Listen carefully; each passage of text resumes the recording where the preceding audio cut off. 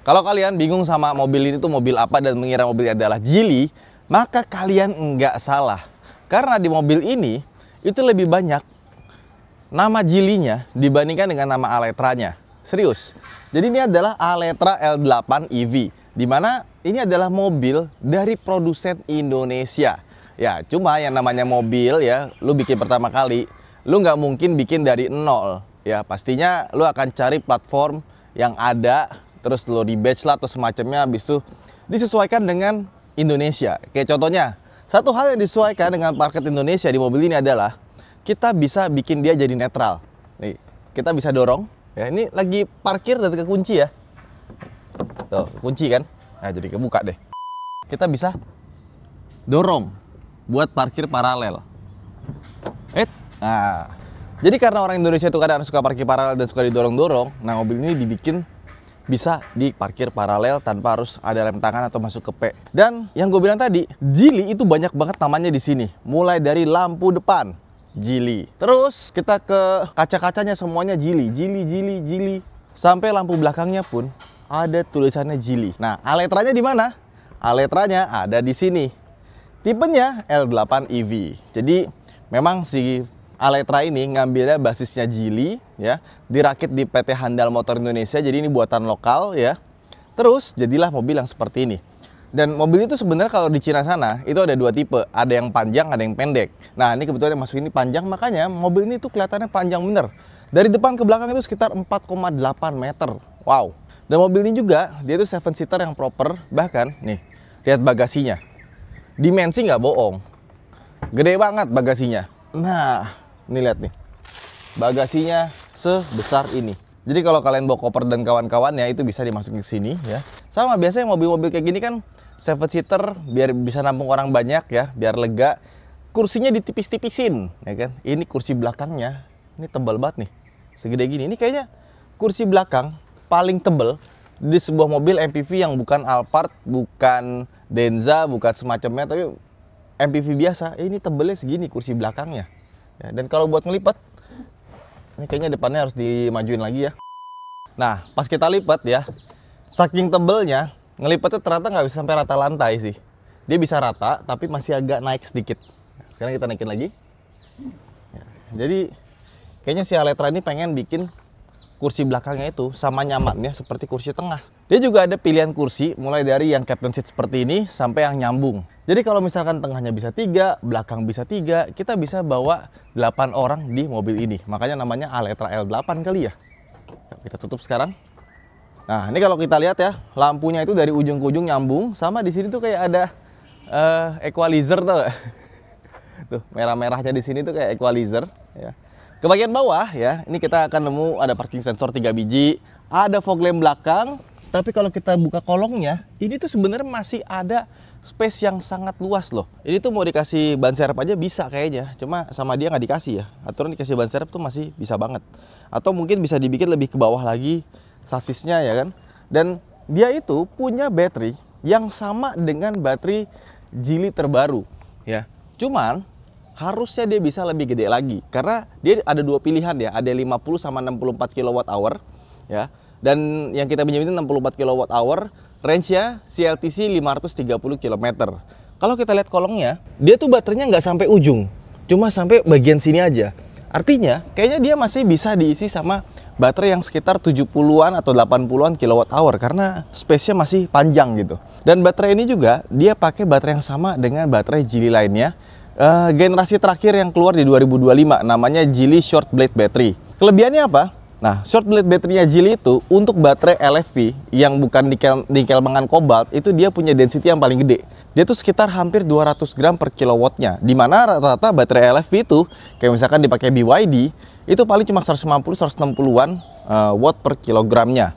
Nah, ini tuh paling bagus. Dan nah, terus kalau BYD yang blade battery itu ditusuk satu paku, dia nggak kenapa-napa. Yang ini 8 paku ditusuk sama dia. Nggak apa-apa juga, aman. Ya, emang rata-rata itu baterai LFP, ya, lithium ferrofosfat itu dia nggak flammable.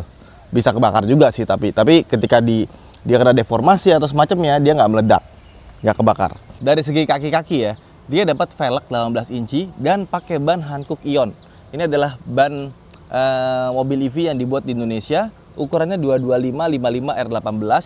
Dan ini ya kalau kita pegang ya, ini linernya bagus loh. Biasanya kan kalau untuk depan itu dikasih liner yang dari bahan plastik ya. Dia tuh dikasih bahan karpet.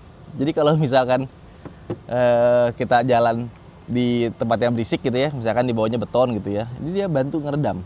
Dan suspensinya sendiri dia pakai depannya itu MacPherson strut, belakangnya udah pakai multilink. Dan kalau kita lihat ya, ini cakram depannya itu besar, tumben. Biasanya mobil kayak gini tuh cakramnya kecil, dan cakram belakangnya juga nggak malu-maluin ukurannya. Emang lebih kecil sih, tapi oke loh. Kemudian ini dia desain depannya. Menurut gua desain yang warna hitam ini lebih cakep ya dibandingkan dengan warna lain ya. Sama dia punya versi yang ada aeronya, kemarin baru launching di Gias 2025. Dan dia punya ini nih, nah colokan listrik di depan, sudah CCS 2, dan untuk dari 30 ke 80% itu hanya membutuhkan sekitar 30 menit saja. Jadi dia sudah fast charging. Nah sekarang kita buka ke mesinnya yuk. Ini ya kalau kita lihat ya, kayaknya tuh masih ada space yang cukup besar buat kita naruh-naruh sesuatu barang. Karena dia punya kap depan itu, tuh masih ada sisa space kosong yang banyak banget. Aturan bisa jadi tempat buat naruh-naruh barang. Dan bisa kita lihat dia punya 2 buah coolant di sini. Yang satu untuk mesin listriknya, yang satu buat baterainya. Akinya juga ada tulisan Geely lagi di sebelah sana. Dan bisa kita lihat dia motor listriknya ada di bawah situ ya. Nah, dia itu punya penggerak front wheel drive, bukan penggerak roda belakang. Tenaganya lumayan besar, 160 horsepower dan torsinya 240 Nm.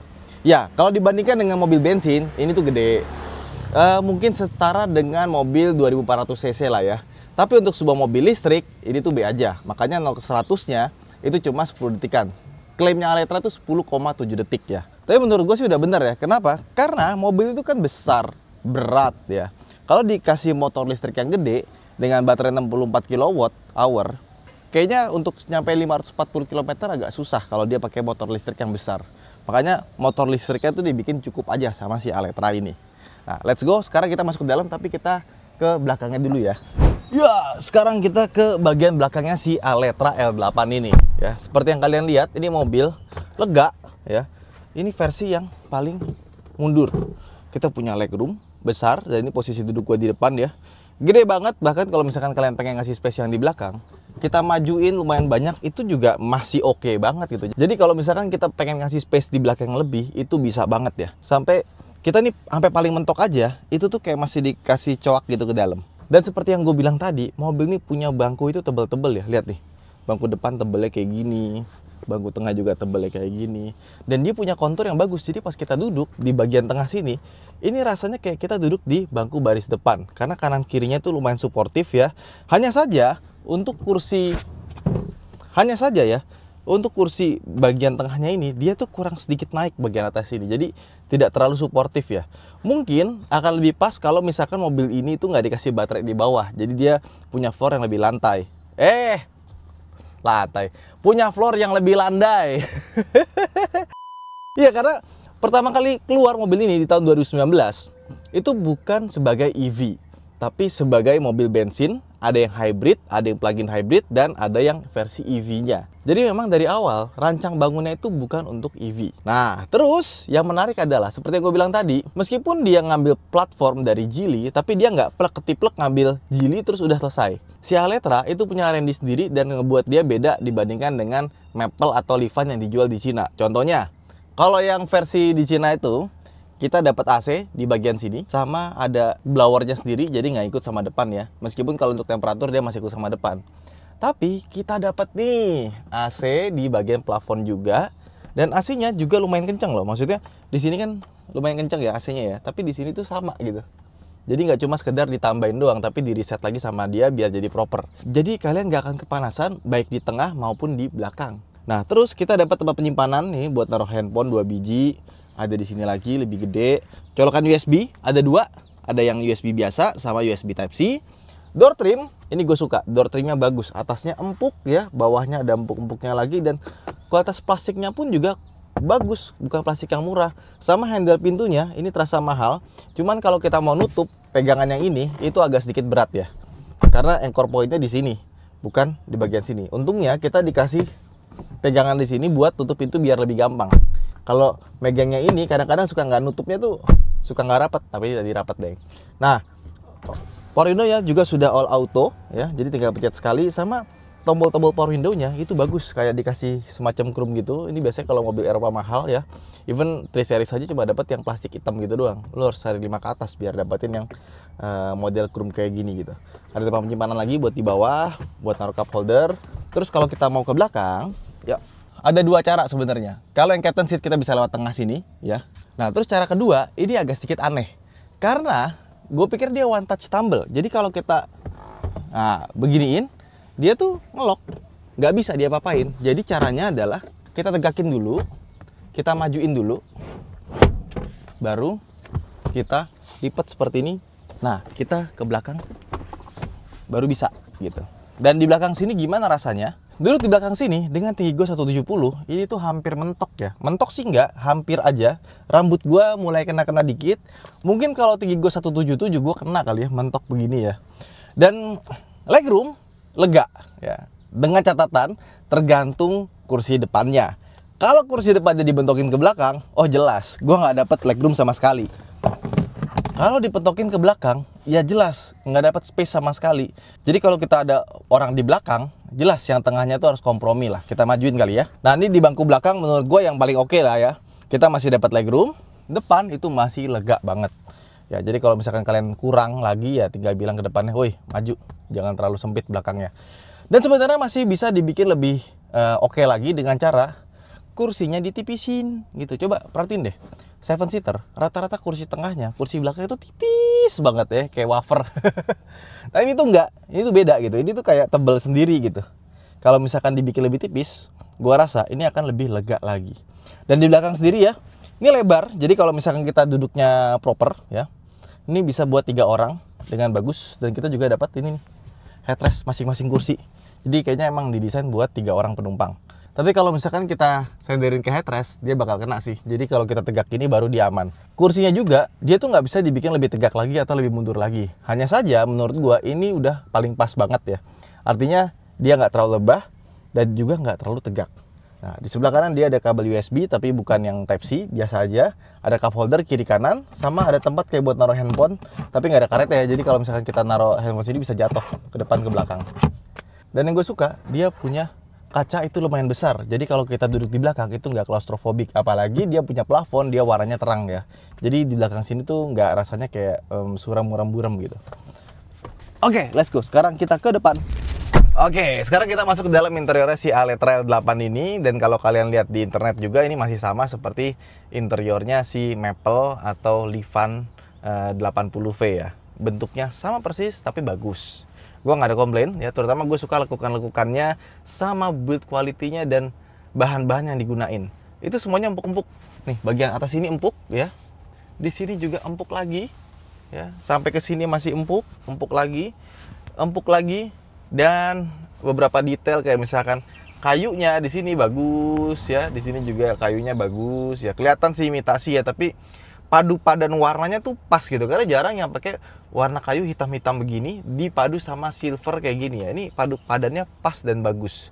Sama di Cina itu dijual versi yang tanpa head unit ya. Ini untungnya dapat head unit ya, head unitnya floating ya, agak sedikit goyang memang ya. Sama ini juga dipencet tuh agak sedikit bunyi, tapi overall sisanya no problem.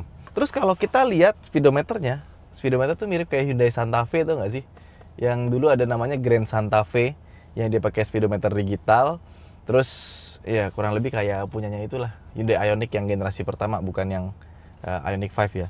Sama tombol-tombolnya ini juga menurut gua bagus ya. Dia dibikin silver, ada krum-krumnya dikit. Sama yang gue suka adalah dia punya touchscreen, punya layar besar, tapi nggak menghilangkan tombol-tombol yang menurut gua fungsional dan penting. Kayak misalnya ini, tombol AC ya, dia tuh ada lengkap di sini ya. Ada defogger segala macamnya, temperatur sebelah kanan kiri bisa dipencet dari sini ya. Kalau misalkan kita ngerasa aduh kedinginan, kepanasan, tinggal pencet di sini aja. Dan dia kanan kiri sudah dual zone ya, seperti ini. Terus kita juga dapat tombol buat mengatur seberapa kencang blowernya di sini. Sama beberapa mobil yang punya touchscreen besar dan dia itu nyebelin atau nggak apa? Ketika kita buka AC terus kita balik lagi ke Android Auto, dia bakal ngereset lagi, mulai lagi dari awal gitu. Jadi kayak butuh waktu beberapa detik lah. Nah kalau ini tuh enggak. Jadi kalau kita pencet AC, dia bakal bikin kayak floating gitu ya, dan bisa kita X gini. Sama dia ada ionnya ya, jadi bisa dinyalain ionnya kayak plasma cluster gitu ya, udah ada di dalam mobil ini. Begitu pula kalau misalkan kita pakai si Android Autonya, memang sebenarnya dia nggak pakai Android Auto dari bawaan ya, dia kayak ada dongle tambahan lagi namanya interconnect di sini, kita pencet maka dia akan muncul. Nah, cuman sayangnya ketika dia muncul di sebelah kanan sini kan ada menu ya, menu bawaan dari Aletranya ya, dia hilang sih. Sayangnya di situ aja. Tapi tetap kita bisa atur volumenya dari sini ya. Nggak ada tombol volume by the way. Terus di sebelah kanannya ini ada beberapa tombol shortcut ya. Nah, cuma sayangnya di sebelah kanan sini hilang nih. Kalau kita pencet AC sini baru dia muncul. Kenapa menurut gue penting? Karena kalau misalkan dia ketutup, kita nggak dapat tombol 360 ini. Jadi ini adalah tombol buat buka kamera 360, di mana kita bisa lihat mobil seperti apa bentuknya dari luar kiri kanan ya. Termasuk kita bisa lihat, nah dibikin kayak gini. Ini pintu sebelah kiri lagi kebuka ya. Terus kita bisa atur juga mau dari depan, belakang, lebih gede ya. Jadi kamera 360 nggak ada masalah. Cuma masalah kalau misalkan jadi Android Auto, tombolnya hilang. Di sini cuma ada tombol buat drive mode, buat regenerative braking, sama buat matiin stability control, terus buat tuas transmisi, P-nya ada di sini, parking brake sama auto hold. Di sebelah kanan, ini ada tombol yang bagus, bentuknya metal gitu ya, sama ada garis-garisnya. Ini buat ngatur kecerahan si speedometer. Sebelah kanannya ini untuk ketinggian lampu, dan sebelah kanannya lagi untuk buka power back door. Nah, untuk spion masih ada tombol fisiknya, dan kalau kita mau ngelipat itu juga ada tombolnya, tinggal diputer aja. Ini bagus nih, gua agak sebel sama mobil-mobil zaman sekarang yang semuanya diatur lewat touchscreen, dan kalau kita mau ngatur spionnya itu lewat ini dah, tombol inilah, gua nggak ngerti. Gara-gara Tesla sih sebenarnya sih, semuanya pada ngikut. Ya. Ada wire charging di sini dan ada 50 watt juga, sama ada kipasnya buat biar pendinginnya. Ya, sebelah kanannya ini bukan charger, cuma buat naruh HP doang. Di bawah ada tempat penyimpanan sama ada kabel USB ya. Dan di atasnya lagi ada cup holder, ada tempat penyimpanan lagi, dan ini tempat penyimpanan juga bisa ada pendinginnya ya. Jadi kalau kita pegang ini dingin, tapi sebenarnya dia tuh harusnya nggak ada pendinginnya sih. Ini tuh nggak dinginnya gara-gara apa? Karena ada saluran AC ke belakang, tapi dia nggak ada ventilasinya nih buat bikin pendingin di belakang sini. Harusnya bisa dibikin ya. Oke, sama di sini ada tempat penyimpanan tuh, yang cukup besar ya. Ini sebenarnya soft opening, cuma karena berat dalamnya ya. Speedometernya ini agak sedikit tricky ya, karena untuk baterainya dia modelnya kotak-kotak-kotak gitu loh. Dia nggak pakai model yang berapa persen lagi. Terus kalau kita lihat lagi, itu sebelah kanan itu ada range, tinggal sisa berapa lagi. Yang kirinya itu odometernya. Jadi waktu mobilnya kita pinjam pertama kali, itu tuh semuanya masih plastikan, termasuk jok-joknya plastikan. Yang tadi putih-putih kalian lihat di belakang itu waktu gue buka bagasi. Nah, itulah isi jok itu seperti itu kurang lebih. Nah, sebelah kanannya untuk power. Ya, jadi seberapa besar tenaga mesin dikeluarkan. Terus di sini ada tombol. Jadi kalau misalkan kita pencet tombol yang sebelah kanan sini, itu buat volume naik turun sama lagunya mau next apa previous. Nah, kalau kita pencet di bawah sekali, nanti dia akan berubah jadi pengontrol dari si screen di depan itu gitu. Jadi emang agak sedikit tricky, tapi butuh penyesuaian aja. Nah, gimana soal tempat duduknya? Dia sudah punya setir, tilt, dan teleskopik. Dan kursinya, surprisingly, kursinya enak sih. Meskipun kursinya tuh agak sedikit offset ke kiri ya, karena sebelah kanan tuh masih sisanya lebar banget ya. Sama kita udah dapat electric seat baik di sebelah kanan maupun di sebelah kiri. Jadi untuk soal ergonomi, menurut gua Aletra ini ergonominya cukup bagus ya. Terus di belakang sini dia ada lampu yang sudah auto, wiper juga sudah auto. Buka bagian atas ada lampu sama ada kacanya ya, tinggal kita geser seperti ini. Ini yang lucunya nih, dia ada tempat buat naruh kartu di sini ya. Sama di bagian sini juga ada tempat buat naruh kartu lagi. Nah, sebelah kiri sini ada lampu, semuanya sudah LED. Terus panoramic roof di atas ini sayangnya dia nggak bisa dibuka sih. Dia cuma bisa jadi kaca doang gitu, kayak Ioniq 5. Dan kalau ditutup atau dibuka, itu suara motornya agak sedikit berisik ya. Brrrr, gitu, kenceng. Kita buka aja lah ya. Yuk, sekarang kita jalan-jalan. Let's go. Yes, sekarang kita udah bawa Aletra L8. Wah. Tau nggak? Ini mobil udah gue bawa beberapa kali ya. Satu hal yang gue suka sama ini mobil, dan menurut gue ya, ini mobil suspensinya enak banget. Jadi pertama kali gue pakai ini mobil tuh masih prototype ya. Gue coba tuh suspensinya udah enak. Nah terus waktu gue pinjam dari Aletra, orang Aletra ngomong, "Mas, ini yang versi udah production model, beda nih sama yang kemarin." Apa bedanya? Perasaan masih sama aja ya kan. Bedanya apa? Yang pertama, suspensinya ini dibuat lebih nyaman lagi dari yang kemarin. Berarti gue ini udah nyaman perasaan kemarin deh. Apa yang lebih nyaman? Ternyata emang bener, lebih nyaman ya. Jadi suspensinya itu, gue kan dari kemarin nginep di Kemang Village ya. Di Kemang Village tahu kan, bawahnya tuh kayak batak-batak gitu. Kalau suspensi kalian rusak, itu berasa batuk gitu.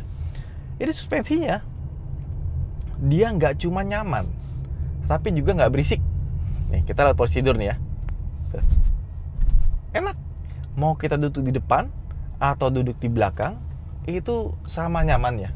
Ya, enak ya. Enak. Gue kemarin baru nyobain Stepwagon gitu ya.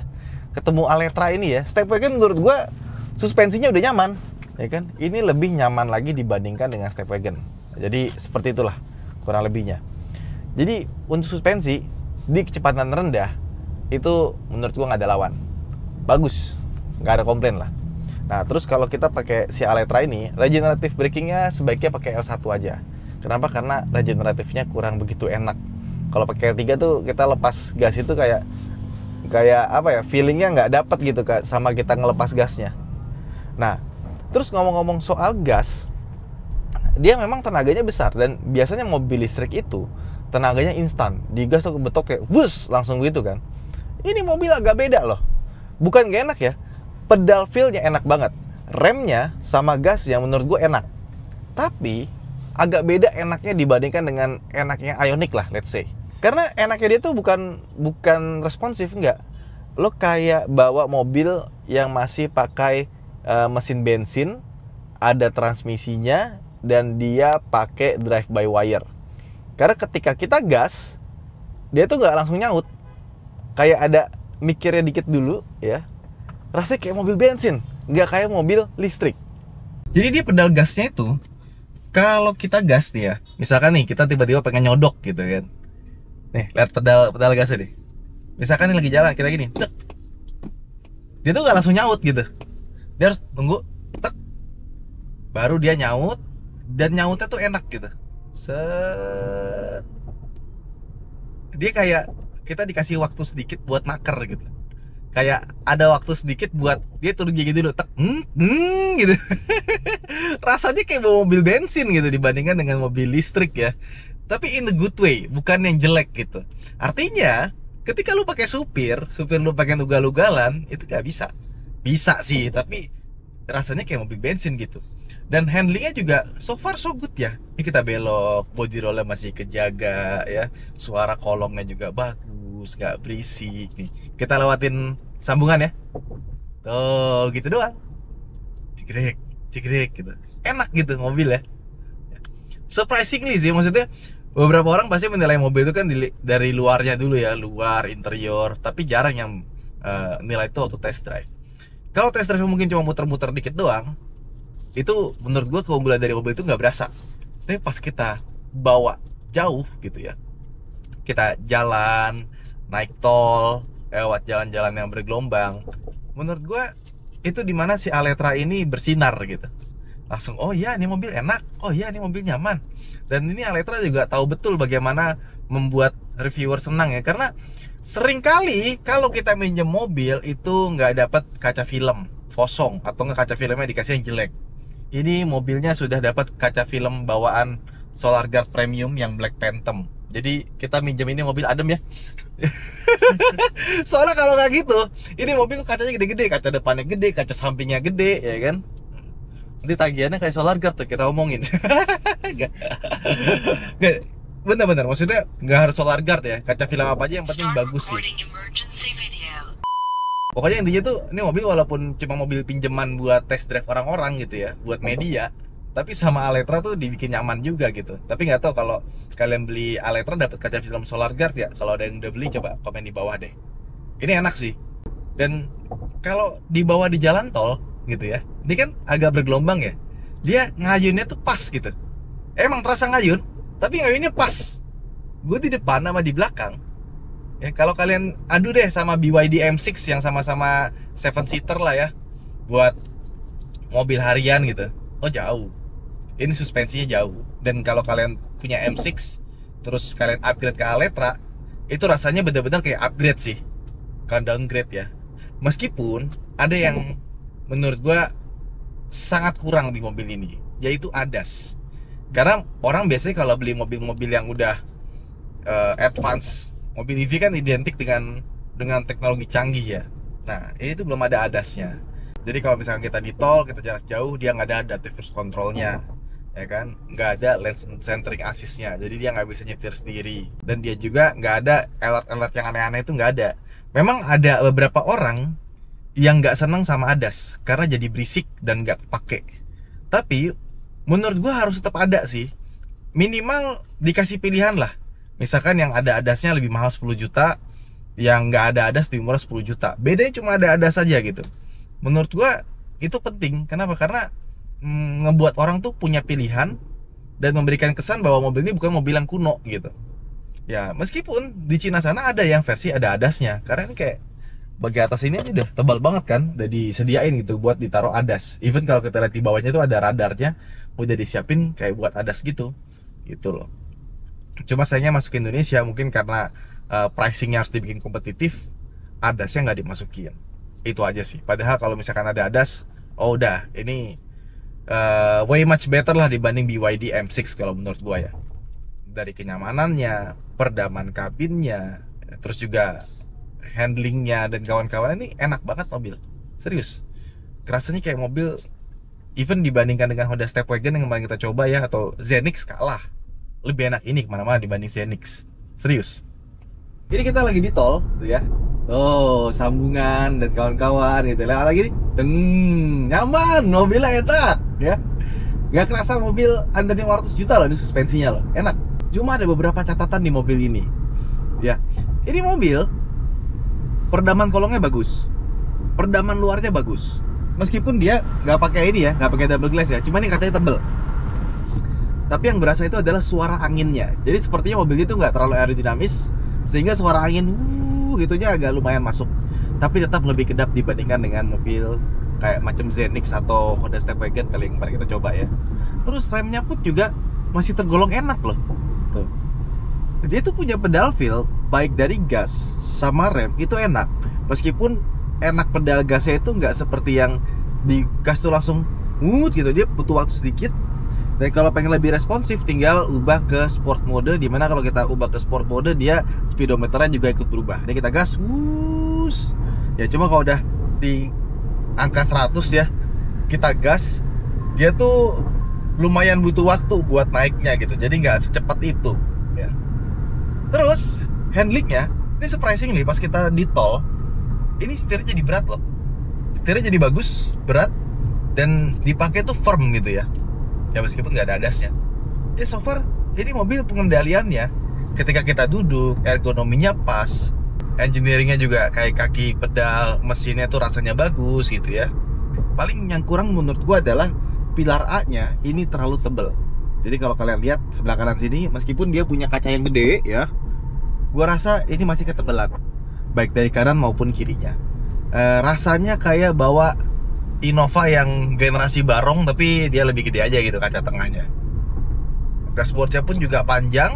Sama untuk audionya, menurut gua suaranya oke ya, bukan yang bagus, cuma sekedar oke aja. Dan kalau misalkan kalian pengen upgrade audio, menurut gua upgrade yang harus dilakukan pertama adalah prosesor, dan yang kedua Twitternya tuh agak kurang gimana gitu ya. Kalau misalkan diganti sama yang lebih bagus pasti oke. Nah, subwoofer menurut gue itu kayak opsi yang lebih wahnya aja sih kalau menurut kalian bassnya kurang ya. Enak ini mobilnya. Kayak misalkan kalau kalian pakai supir buat disetirin, duduk di belakang, ini mobil pas. Atau misalkan kalian pakai mobil ini buat nyetir sendiri sama keluarga, ini juga menurut gue buat disetirin sendiri itu masih enak gitu. Rasanya nggak kayak supir banget gitu. Mau dipakai sendiri, kita nyetir, itu tuh semuanya masih predictable dan menyenangkan ya. Cuma kalau untuk lari, untuk sebuah mobil listrik, ini larinya B aja. Dan kalau 120 kita injek gas gitu ya, dia ada warningnya nih, tung tung, kecengan, pelanin dikit pak katanya. Ngomong-ngomong soal mobil buatan Indonesia, kan ada yang bilang, oh Aletra ini emang mobilnya sih brand Indonesia, kayak Polytron gitu kan. Tapi sebenarnya bukan buatan Indonesia, buatan luar, di rebadge, habis itu dirakit di sini. Betul, memang seperti itu. Karena mau bagaimanapun, mobil itu adalah bisnis ya. Artinya perusahaan itu harus untung dan harus survive. Jangan cuma ada terus langsung hilang gitu karena rugi, itu kan juga bahaya juga. Jadi harus terukur juga gitu loh. Dan untuk membuat sebuah prototipe mobil yang benar-benar dari zero, itu kayaknya sangat sulit sekali. Even buat pabrikan yang sudah besar, ya, menurut gue tuh sulit loh. Itulah mengapa banyak pabrikan-pabrikan besar juga itu melakukan kolaborasi. Kayak misalkan Daihatsu dengan Toyota, itu kan kolaborasi. Yang buat Daihatsu semuanya, Toyota di Beijing jual. Begitu pula dengan, let's say yang paling dekat adalah VinFast. VinFast itu usianya belum 10 tahun. Kalau nggak salah belum 10 tahun. Ketika dia pertama kali bikin mobil, yang dilakukan apa? Mereka nggak punya platform, nggak punya engine. Mereka ambil platform dan engine dari BMW X5 dan BMW 5 Series. Makanya mesinnya sama, platformnya sama. Terus desainnya, mereka nggak punya desainer. Mereka ambil desainer dari Pininfarina. Jadilah itu desain apa namanya, Lux ya kalau nggak salah ya, pertama kali tuh Lux 2000cc sama Lux SUV VinFast. Terus pabrik, mereka nggak punya pengalaman bikin pabrik, ya kan? Mereka nggak punya pengalaman operating pabrik gitu. Mereka minta Magna Steyr tolong bikinin pabrik dan operating itu, sampai akhirnya mereka bisa alih teknologi sampai sekarang. Jadi sekarang mereka bisa running pabrik.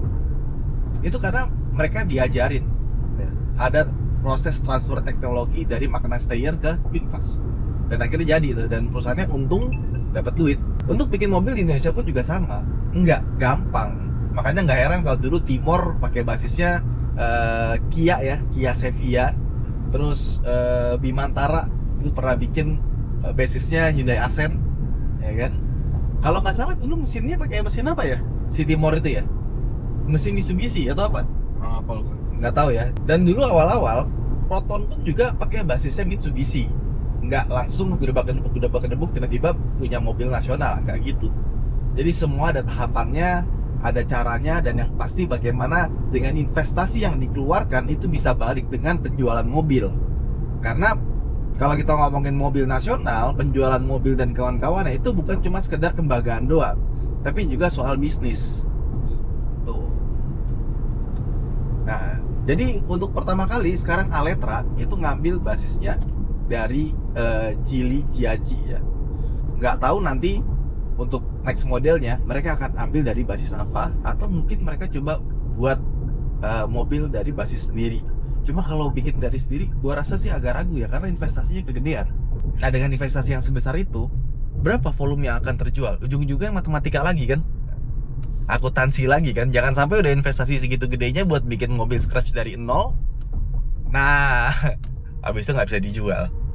Nah, itu kan jadi disaster juga gitu. Setelah nyobain Aletra ini, sebenarnya mobil ini cuma punya dua sih kekurangan yang fatal. Yang pertama, mobil ini kalah cepat sama BYD M6. Karena waktu itu kalau misalkan dia keluar duluan dibanding BYD M6 ya menurut gue sih menang ini kemana-mana. Karena lebih nyaman, lebih lega, kursinya lebih bener ya. Dan di bawah itu juga lebih terasa mobil dibandingkan dengan BYD M6 yang menurut gue agak kurang. Nah, yang kedua, ADAS-nya nggak ada. Itu aja sih. Kalau misalkan dia lebih cepat dari M6 keluarnya, atau ADAS-nya ada gitu ya, gua rasa nggak ada alasan buat pilih M6 dibanding ini sih. Ini way much better ya.